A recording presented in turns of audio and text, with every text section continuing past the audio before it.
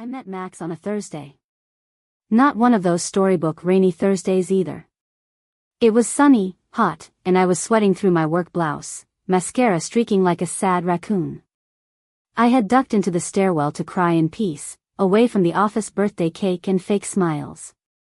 I was crouched on the landing between floors 5 and 6, trying to remember how to breathe.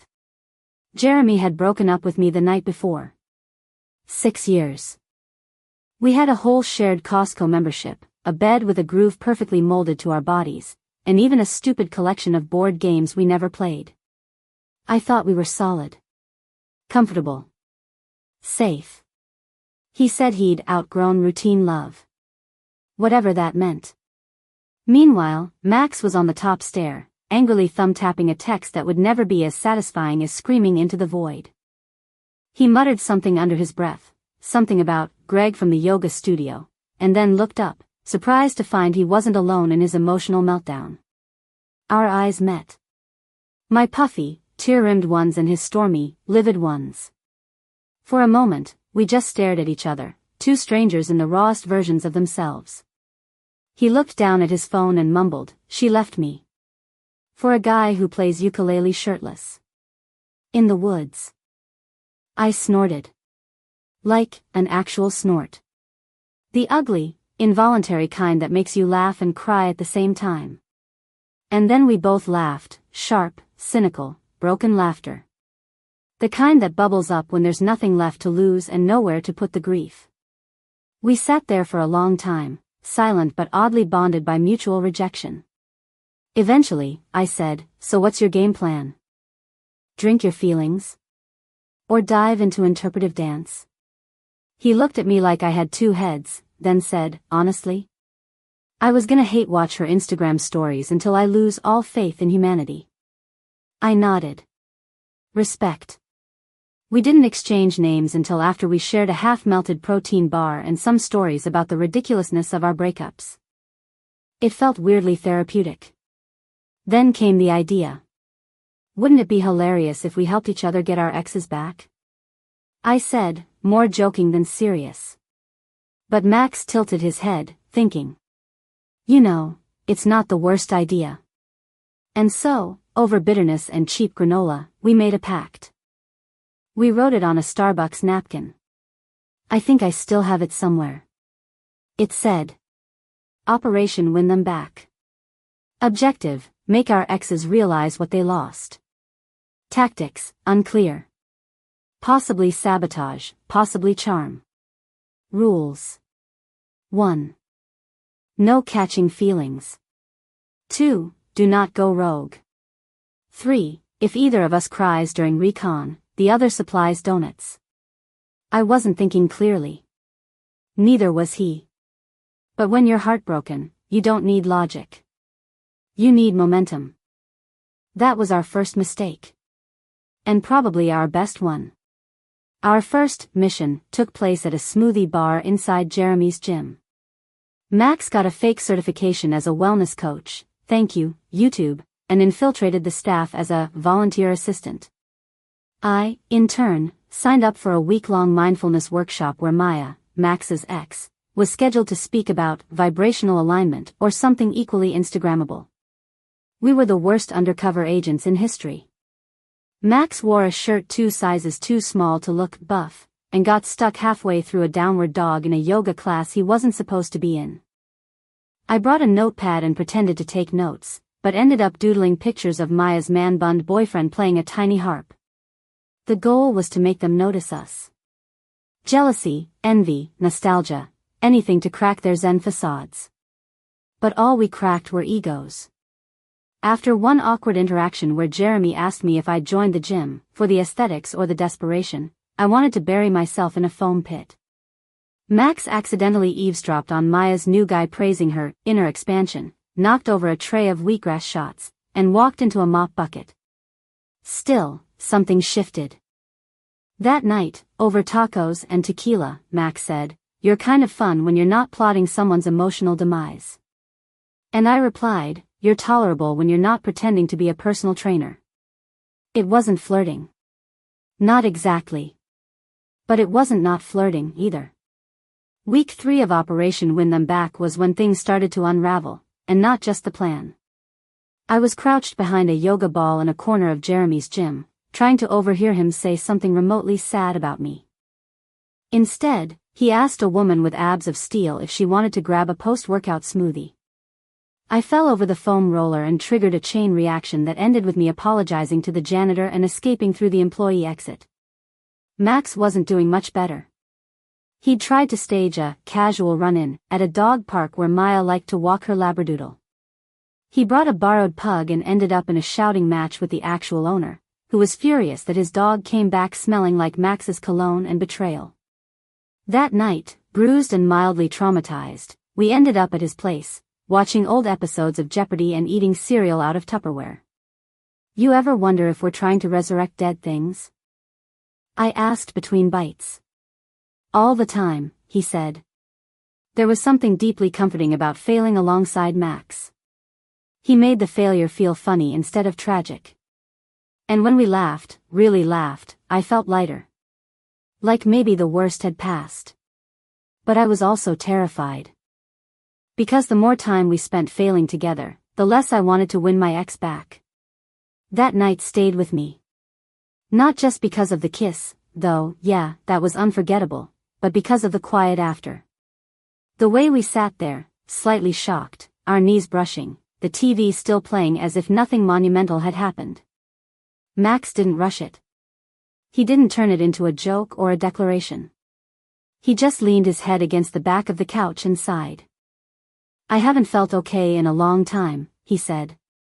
But right now, this feels okay. We didn't talk about it again for a few days. Not because we didn't want to, but because we didn't know what to call it. It wasn't love. It wasn't a relationship. But it wasn't nothing either. It was us. Somewhere in between chaos and comfort, we'd built this strange little bubble of understanding. No expectations. No pressure. Just two wounded people trying to stay afloat in the wreckage of old relationships. But kissing Max felt different. It wasn't urgent. It wasn't needy. It was like coming up for air. And I couldn't stop thinking about what it meant that the most tender moment of my year came not from the man I'd spent 6 years with, but from a guy I met crying in a stairwell. I was halfway through folding laundry when Jeremy's name lit up my phone. I miss you. Maybe we gave up too soon. My stomach flipped. Not in the good way. More like nausea after bad shrimp. Max came over that night, unusually quiet. He sat on my couch, scrolling his phone like it was a landmine. Maya texted, he finally said. Wants to talk. She used the word closure. We stared at each other. Everything in me wanted to scream, this is what we wanted. But nothing about it felt right anymore. Max looked at me then, not like a co-conspirator, but like someone who saw through all the games. What if we don't go back, he said. What if we already left for a reason? That's when I realized something important. Wanting someone back and wanting the life you had with them aren't the same thing. Because when I pictured going back, I didn't feel excitement or joy. I felt small. And when I looked at Max, I felt free. The diner looked exactly the same as it did the first night we met there. Flickering neon sign. Smell of burnt coffee. A waitress who called everyone Han. Max slid into the booth across from me, his hair still damp from a rushed shower. I wondered if he'd rehearsed what to say the way I had. He hadn't. I don't think I want her back, he said. I think I wanted to win. I didn't want to feel like I lost. That hit me harder than I expected. Because same. We sat there a while, not touching our fries, both aware that something was changing. I liked our plan, I said, smiling. Me too, he replied. But I like this more. He reached for my hand across the table. His palm was warm. Solid. So, should we call it off, he asked. I nodded. And for the first time in months, I didn't feel like I was letting go of something. I felt like I was choosing something better. Certainly. Here's the complete, combined text of chapters 7 through 10, including all added extensions, about 500 plus characters total. This version flows as one continuous narrative arc, capturing the full depth of the emotional journey from rebound to real love. We didn't tell anyone for a while. There was something sacred about keeping it just ours. No labels. No explanations.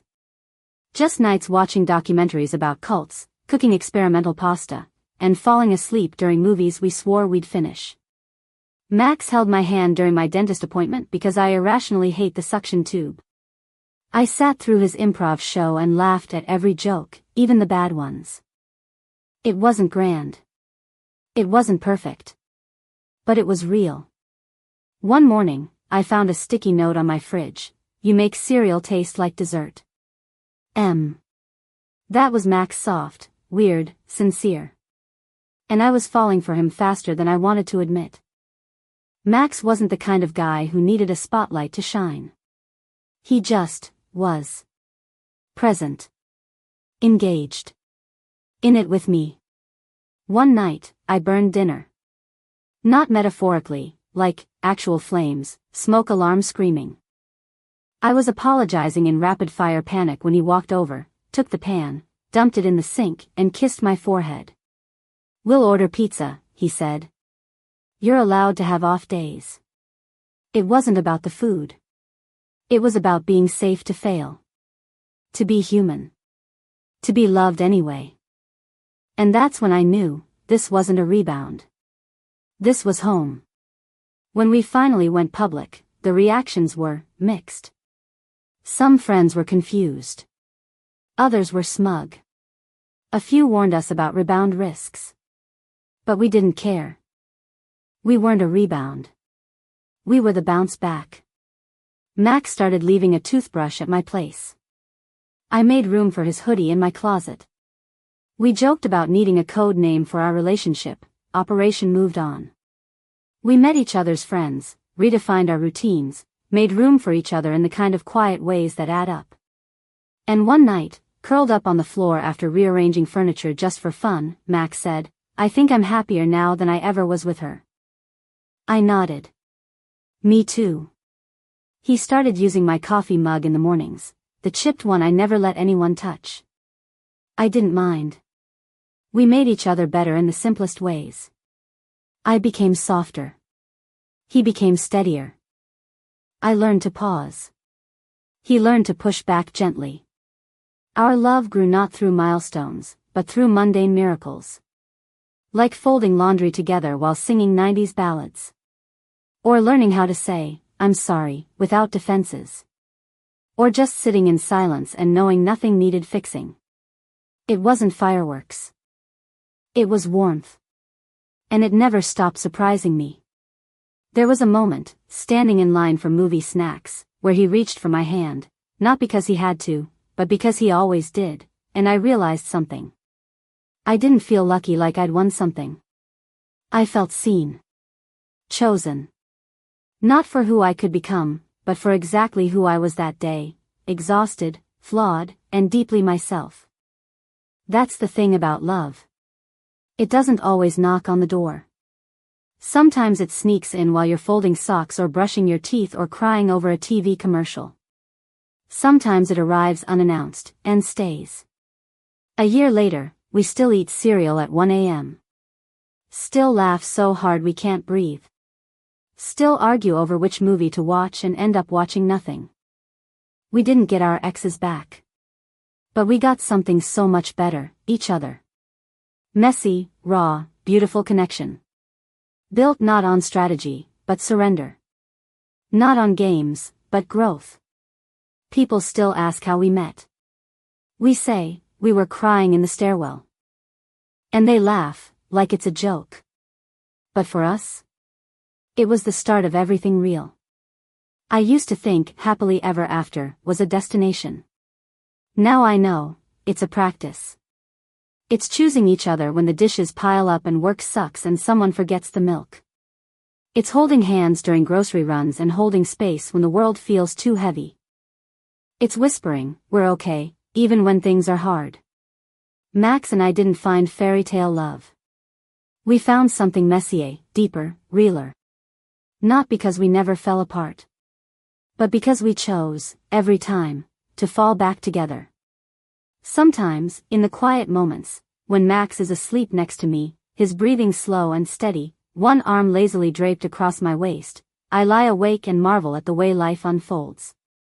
How heartbreak can burn everything down, and somehow, in the ashes, something better begins. I used to crave grand gestures. I thought love had to be big to matter. That it came wrapped in declarations and perfect timing. But what I've learned is that real love doesn't need an audience. It shows up in the unnoticed spaces. Like how he never forgets to charge my phone if I fall asleep with it at 3%. Or the way he remembers my coffee order without ever asking. Or how, when I'm anxious and spiraling, he just wraps me in silence and waits, never rushing, never fixing, just staying. We've had fights. Real ones. About stupid things and serious things. About what we want and what scares us. But we always come back. Not because we're trying to win, but because we're trying to understand. That's new for me. Love that's rooted in curiosity instead of fear. The other night, I came home late from a horrible day at work. I barely got through the door before I started crying, the kind of cry you don't plan, where your body folds in on itself. Max didn't say a word. He pulled me in, held me like I was breakable and strong at the same time, and whispered, "You don't have to do this alone." It hit me how many years I'd spent convincing myself that I could do it alone. That needing help was weakness. That being tired was something to hide. But here was this man, this beautiful, steady, chaos-loving man, reminding me that I didn't have to be invincible to be loved. That sometimes, strength is letting someone hold you when you're tired of holding everything else. And that's the love I didn't know I needed. It didn't come with fireworks. It didn't come with a plan. But it came with cereal at midnight. And text messages that say, "Drive safe," before I leave. And holding hands across crowded rooms just to feel like we're still tethered. It came with the quiet promise, "I'm here." For all of it. And every single day, I believe him a little more.